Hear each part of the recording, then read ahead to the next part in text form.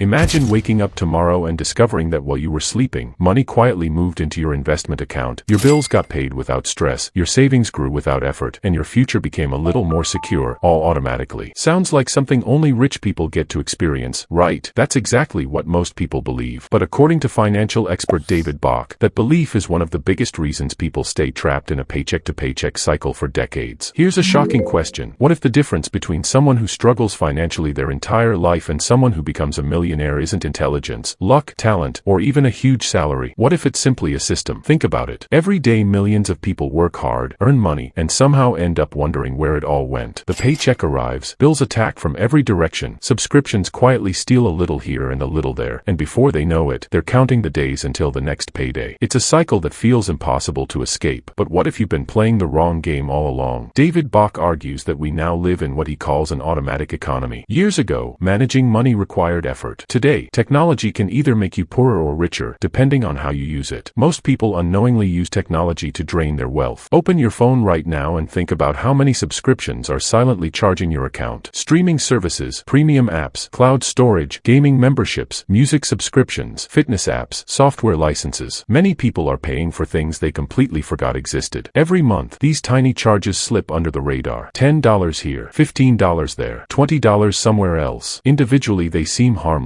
Collectively, they can cost thousands of dollars every year. The frightening part is that most people don't even notice. Companies have mastered the art of automatic withdrawals because they know human beings are busy. They know you'll forget. They know you'll ignore small expenses. And they know that over time, these tiny leaks become rivers. But here's where things get interesting. The exact same technology that drains your money can also build your wealth. The same automatic systems that quietly transfer money out of your account can quietly transfer money into investments. The question is simple. Are your automated systems working for you or against you? Most people believe they'll save whatever money is left over at the end of the month. There's just one problem. There is never anything left over. Expenses expand to consume whatever income is available. Someone making $30,000 a year says they'll save when they make $50,000. Someone making $50,000 says they'll save when they make $75,000. Someone making $100,000 says they'll start saving when they make more. The target keeps moving forever. That's why David Bach teaches a radically different idea. Instead of paying everyone else first and yourself last, pay yourself first and everyone else second. Imagine your paycheck arrives. Before you touch a single dollar, before paying bills, before shopping, before entertainment, before anything else, a percentage automatically moves into an investment account. You never see it. You never touch it. You never get a chance to spend it. The money simply disappears from your spending account and begins working for your future. This sounds almost too simple, yet it's one of the most powerful wealth-building concepts ever created. Why? Because human beings are emotional. We are excellent at making promises to our future selves and terrible at keeping them. We tell ourselves we'll save next month, invest next year, start later, become disciplined someday. Automation removes discipline from the equation. The system does the work even when motivation disappears. Think about how much effort it takes to remember hundreds of things every year. Now imagine expecting yourself to manually invest every month for 40 years. Most people won't do it. Not because they're lazy, but because life gets busy. Automation solves the problem. And then comes perhaps the most surprising lesson of all. According to Bach, if you want to build true generational wealth, there are two escalators you absolutely need to ride: real estate and stocks. Notice he calls them escalators, not stairs. Stairs require constant effort. Escalators keep moving even when you're standing still. Real estate and stocks have historically created enormous wealth because they continue growing over time while people focus on living their lives. Consider what happens when someone buys a home. They make monthly payments, often without realizing that each payment gradually increases their ownership stake. Years pass. Property values rise. Equity grows. Suddenly, what felt like an ordinary expense turns into one of the largest assets they own. The same principle applies to stocks. When you buy shares in businesses, you're becoming a partial owner of companies. Every day, millions of people around the world work to make those businesses more valuable. Products get sold, services expand, profits increase, innovation happens, and as those companies grow, your ownership stake grows too. Yet many people avoid investing because they think it's complicated. They imagine giant computer screens filled with numbers, professional traders shouting instructions, and financial experts speaking a language nobody understands. That's where Bach introduces one of his most powerful ideas. For the overwhelming majority of people, successful investing should actually be boring. Yes, boring. Not exciting. Not thrilling. Not dramatic. Boring. Because wealth is usually built through consistency, not excitement. The media loves stories about someone turning a few $1,000s into a fortune overnight. But what they rarely show are the millions of ordinary people quietly becoming wealthy through decades of consistent investing. Bach recommends simple investment tools tools that require minimal effort. Instead of trying to predict which company will dominate the future, instead of constantly buying and selling, instead of chasing trends and headlines, he suggests broad diversification through index funds. Imagine owning tiny pieces of hundreds or even thousands of companies at the same time. If one company struggles, others can thrive. If one industry declines, another can grow. Rather than betting everything on one horse, you're investing in the entire race. This approach may not sound exciting, but excitement is often expensive in investing. Simplicity, patience, and consistency tend to win over long periods. Now here comes the moment that completely changes how many people think about money. Bach presents a simple formula that sounds almost unbelievable. Saving just $27.40 per day, invested consistently over 40 years with an average annual return of 10%, could grow to more than $4 million.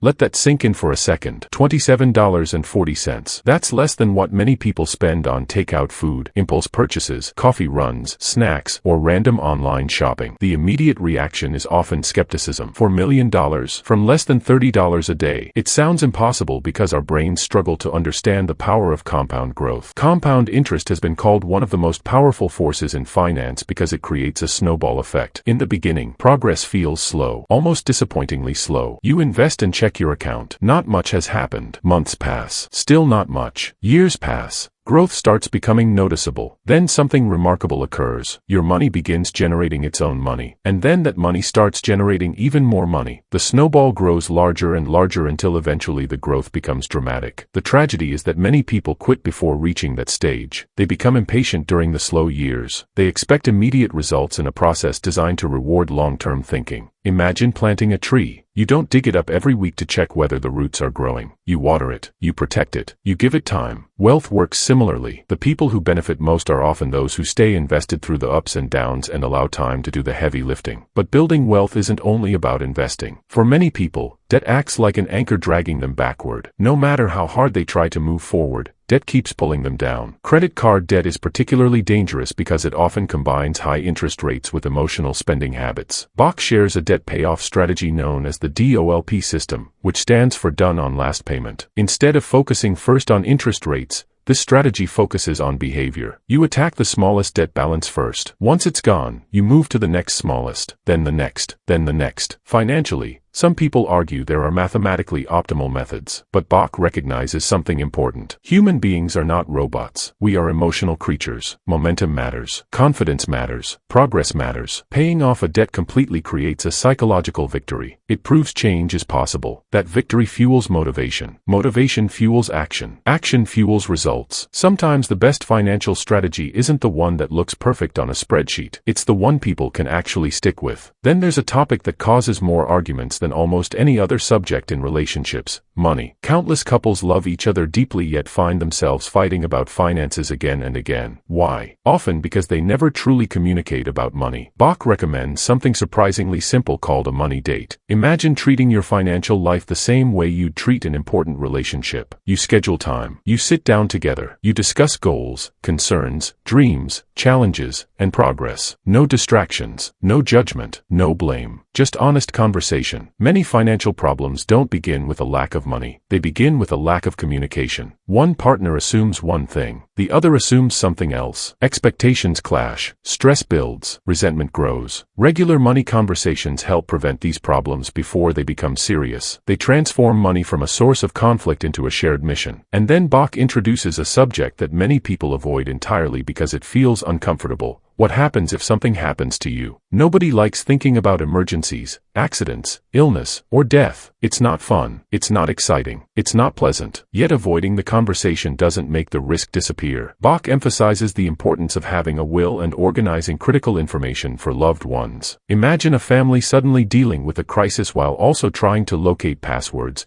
insurance information, financial accounts, legal documents, and important records. The emotional burden can become overwhelming. That's why he recommends creating a finish file folder, a central place containing the information loved ones would need if an emergency occurred. It may not sound exciting, but it is one of the most caring financial actions a person can take. True financial planning isn't just about making money. It's about protecting the people you care about. Throughout the conversation, one message keeps appearing again and again. It is never too late to start. Many people hear financial advice and immediately think, I should have started 10 years ago. Others think, I'm too old now. Some think, I don't make enough money. These thoughts feel logical, but they often become excuses that prevent action. The reality is simple. The best time to plant a tree may have been years ago. The second best time is today. Every day spent waiting is another day compound growth isn't working for you. Every month spent postponing is another month of lost opportunity. You don't need perfection. You don't need a six-figure salary. You don't need advanced financial knowledge. You don't need to predict the stock market. You don't need to become an investing genius. You simply need to start. Start small if necessary. Start imperfectly if necessary. Start scared if necessary. But start, because something extraordinary happens when you begin taking control of your money. You stop feeling like a victim of circumstances. You stop feeling trapped by every paycheck. You stop believing that financial freedom belongs only to other people. Instead, you begin creating systems that quietly work on your behalf every single day. While you sleep, they work. While you're at school, they work. While you're at your job, they work. While you're spending time with family, they work. Wealth creation becomes less about constant effort and more about intelligent systems. And perhaps that's the most powerful lesson of all. Financial freedom isn't necessarily reserved for the smartest people, the luckiest people, or the highest earners. Often it's built by ordinary people who make a few simple decisions, automate them, and allow time to work its magic. The world constantly encourages spending. Every advertisement tells you to buy more. Every notification tries to capture your attention. Every subscription wants another monthly payment. But hidden within the same technology that tempts people to spend is the ability to build an entirely different future. A future where your money works harder than you do. A future where financial stress gradually loses its grip. A future where small daily actions compound into life-changing results. The choice begins with a single question. Will automation continue making other people rich, or will you finally use it to build wealth for yourself? Because decades from now, you'll either look back grateful that you started today, or you'll wish you had. The clock is moving either way. The only thing left to decide is whether your money will move with it.